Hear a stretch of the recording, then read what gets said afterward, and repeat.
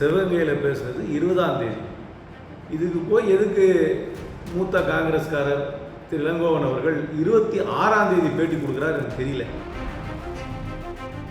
எல்லாருக்கும் வராத சந்தேகங்கள், எல்லாருக்கும் வராத எதிர்ப்பு எப்படி திரு இளங்கோவனுக்கு அவர்களுக்கு மட்டும் பேசி முடிச்சு ஒரு வாரம் கழிச்சு வரும்? இல்லை, அவர் ரொம்ப சீனியர் பர்சன். அவரை பற்றி நான் ஒன்றும் விமர்சனம் பண்ண வரல. அவர் லைஃப்பில் நிறையா பார்த்துட்டார். அதனால் அவர் பார்த்த துயரங்கள், ஏற்றங்கள், தாழ்வுகளை எல்லாம் பார்த்துட்டப்பறம் அவர் இந்த நிலையில் இருக்கார். அதனால் அவரை பற்றி இந்த நேரத்தில் இந்த வயதில் இருப்பவரை பற்றி நான் விமர்சனம் செய்ய விரும்பவில்லை. காங்கிரஸ் கட்சியில் நீங்களும் இப்போ மாநில தலைவர் ஓரளவுக்கு பேசுகிறது எதிர்ப்புகள் உங்கள் கட்சிக்குள்ளேயே கிளம்புது சார்? எதிர்ப்பே கிடையாது.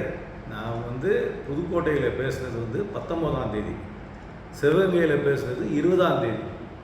இதுக்கு போய் எதுக்கு மூத்த காங்கிரஸ்காரர் திரு இளங்கோவன் அவர்கள் 26ஆம் தேதி பேட்டி கொடுக்குறாரு எனக்கு தெரியல.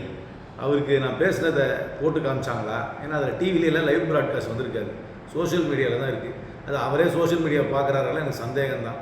அவர் நிஜமாகவே நான் புதுக்கோட்டையிலையும் சிவகங்கையிலையும் பேசுகிறது அது ஒரு வாரத்துக்கு முன்பாக பேசுனதை கேட்டாரா, கேட்டுட்டு அவர் பேட்டி கொடுத்தாருன்னு எனக்கு தெரியல. அவர் இந்த மாதிரி வாடிக்கையை அப்பப்போ சொல்லுவார், அதெல்லாம் நான் சீரியஸாக எடுத்துக்கிறது இல்லை. அதாவது திமுக ஆதரவு தெரிவிக்கலைன்னா டெபாசிட் கூட வாங்கியிருக்க மாட்டார் அவர் அப்படிங்கிற ஒரு என்னுடைய பேச்சை நீங்கள் முதல்ல கேட்கணும். இந்த மாதிரி என் பேச்சை கேட்ட அத்தனை காங்கிரஸ்காரர்களும், ரெண்டாவது நான் அந்த பேச்சு கொடுக்கும்பொழுது காங்கிரஸ் கட்சியுடைய மாநில தலைவர் திரு செல்வபெருந்தகையும் கூட இருந்தார், முன்னாள் மாநில தலைவர் திரு திருநாவுக்கரசர் கூட இருந்தார், இது சட்டமன்ற கட்சியுடைய தலைவர் ராஜேஷ் கூட இருந்தார், காங்கிரஸ் கட்சியோட பொருளாளர் கூட இருந்தாங்க.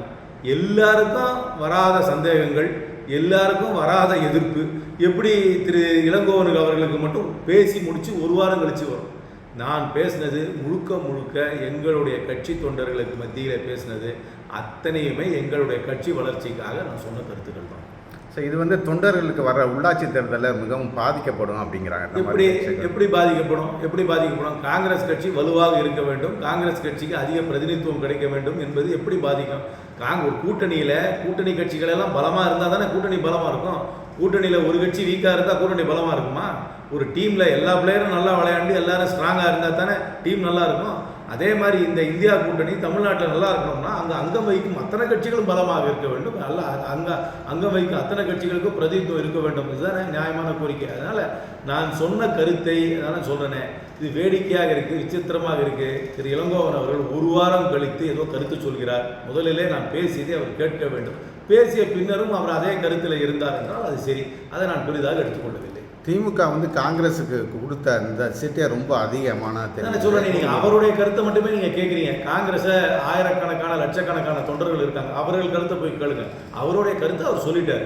மற்றவங்க காங்கிரஸ்காரங்களோட கருத்தை கேளுங்க. நான் சொன்னேன், இந்த பேச்சை காங்கிரஸுடைய மாநில தலைவர், முன்னாள் மாநில தலைவர், பொருளாளர், சட்டமன்ற கட்சியுடைய தலைவர், சட்டமன்ற உறுப்பினர்களுக்கு முன்பாக கொடுத்த உரை அவர்களெல்லாம் ஏற்றுக்கொண்டார்கள். யாருமே என்னுடைய உரைக்கு எதிர்ப்பு அந்த மேடையிலே தெரிவிக்கவில்லை. அந்த மேடையிலே கேட்டவர்கள் எல்லாம் ஆதரவு தெரிவித்தார்கள்.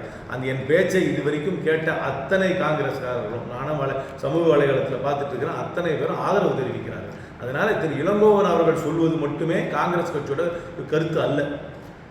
இளங்கோவன் காங்கிரஸ் கட்சியில் இருந்துக்கிட்டு திமுகவுக்கு ஆதரவாக திமுககாரர் போல இந்த மாதிரி கருத்துக்களை தெரிவிக்கிறத பற்றி அவர் ரொம்ப சீனியர் பர்சன். அவரை பற்றி நான் ஒன்றும் விமர்சனம் பண்ண வரல. அவர் லைஃப்பில் நிறையா பார்த்துட்டார். அதனால் அவர் பார்த்த துயரங்கள், ஏற்றங்கள், தாழ்வுகளை எல்லாம் பார்த்துட்டப்பறம் அவர் இந்த நிலையில் இருக்கார். அதனால் அவரை பற்றி இந்த நேரத்தில் இந்த வயதில் இருப்பவரை பற்றி நான் விமர்சனம் செய்ய விரும்பவில்லை.